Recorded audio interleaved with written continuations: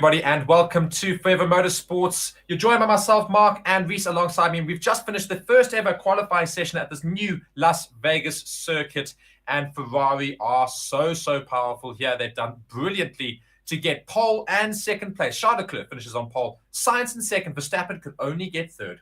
Yes, but of course, Carlos Sainz does have a 10-place grid drop for tomorrow's race due to him taking a new energy storage unit because of that incident that happened in FP1 yesterday with the drain cover that caused massive amounts of damage to his car. So unfortunately, though, he's taking those new components, and through no fault of his own, he is getting a grid drop for the race on Sunday. But still a brilliant qualifying session here today. A lot of drivers and a lot of outliers in the top 10. So to make our way through that, we've already gone through the top 3 of Leclerc, Sainz, and Verstappen. Then in P4, we have George Russell. Had a great day out there today, performing much better than his teammate in that fellow Mercedes car.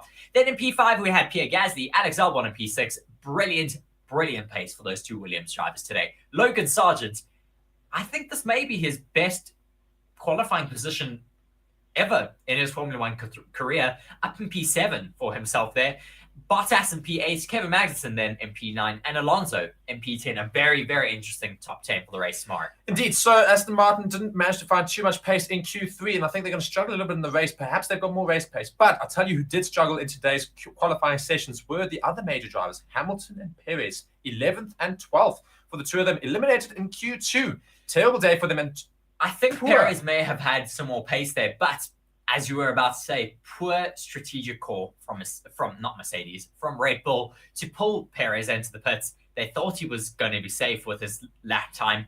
He wasn't, and he got relegated from Q2. Indeed. So going through our bottom 10 in total, Hamilton obviously in 11th and Perez in 12th. Hulkenberg is in 13th. Lance Stroll in 14th. Daniel Ricciardo in 15th. He managed to make it into the Q2 session. Those eliminated in Q3, big talking point as well. The McLarens, Lando Norris in 16th, Ocon 17th, Joe 18th, and Piastri in 19th.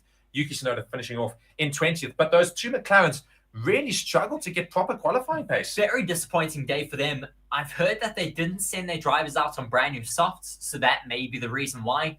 And they're going to be kicking themselves now if that is the truth. And the part that really bugs me about is looking at their best times they put in that Q3 session. They put in a 134.7 and a 134.8. They were quicker than that in FP3. Yes, they were.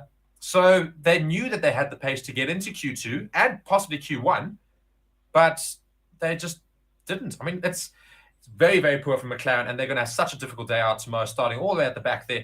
But as I say, the big talking points as well, Hamilton and Perez in 11th and 12th, terrible day for them. And Sainz now dropping all the way down into 11th, means that Hamilton will go into 10th place. So Hamilton's got a little bit of a buffer from Perez behind him, and Sainz is going to have to fight right in the middle of two big constructors.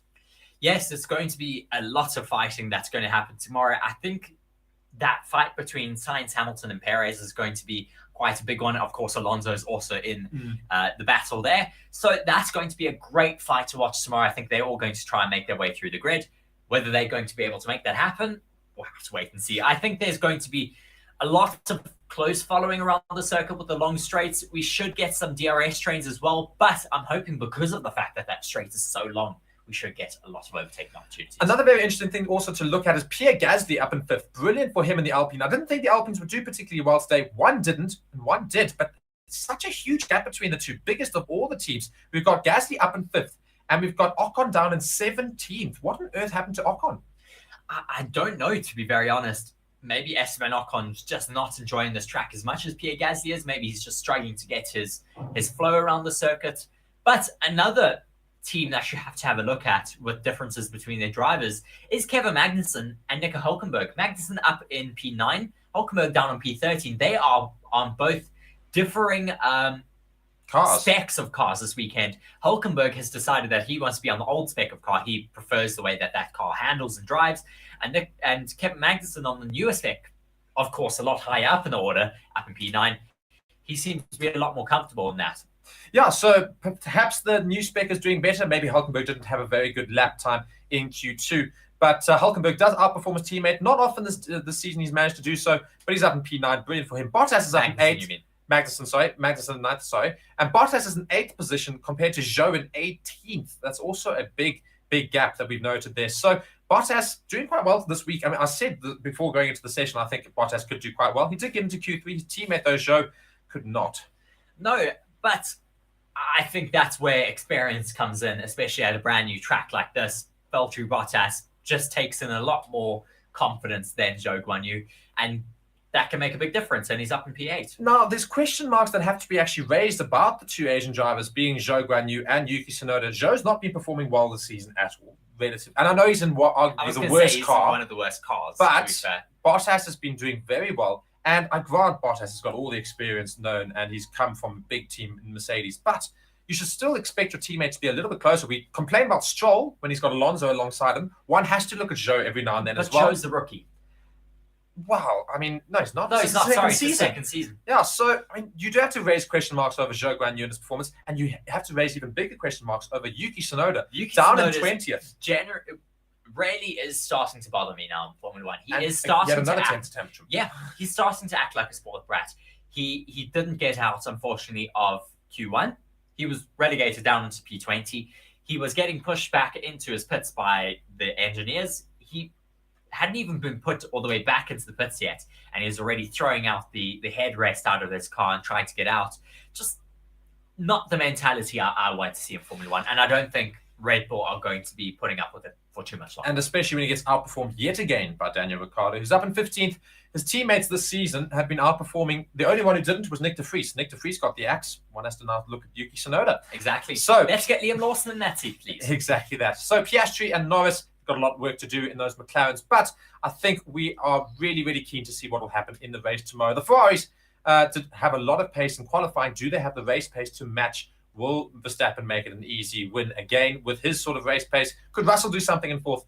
And what will the midfield do with Alonso, Hamilton, Perez, and Sainz all fighting it out? And could a spanner be thrown in the works tomorrow with cold temperatures expected? Some of the coldest temperatures ever in a Formula One race expected tomorrow evening, as well as the possibility of some rain, just to make things a little bit more interesting.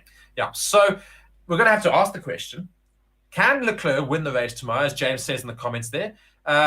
Or is it just futile? Is it Verstappen's race? I think it's possible. I think Leclerc has that pace, especially down the main straights. They are very, very quick. So I'm going to give my prediction for the race. I'm going to say Leclerc, Verstappen, Russell. Sure. Big, brave calls here being called here. I think it'll also be Leclerc first.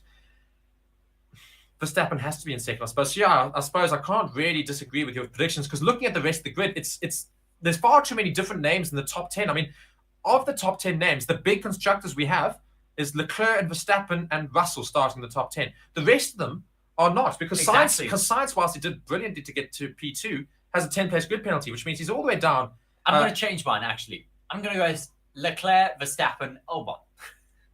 Putting Albon on the podium. It's a big call. Russell does get a lot of pressure when he gets into the podium position, so he might not perform well. I think Russell will be able to get onto that podium this weekend, but I think just for fun's sake, let's put Albon up there. And James makes a good point, though. I don't think Leclerc's ever won from pole.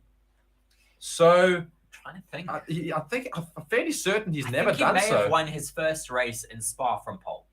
Well, we have to verify that. I'll have to go and check that, but yes, we'll let you know for sure before so yeah, tomorrow. Reese's predictions, Leclerc, Verstappen, and I think you've now put Albon in the top three. I'm going to say Leclerc, Verstappen, Russell, because there's nobody else really. I don't think those other midfield runners will be able to match the pace of those big constructors. So all to race for tomorrow. Can Leclerc hold off Verstappen? It will be a big race if he can. But yeah, guys, thank you so much for watching Forever Motorsports with myself, Mark, and Reece alongside me. Be sure to check out our channel sponsors, BOYLESPORTS and BITDEFENDER in the description as well. And we'll see you live on Forever Sports for the main race tomorrow in Las Vegas. Until then, cheerio.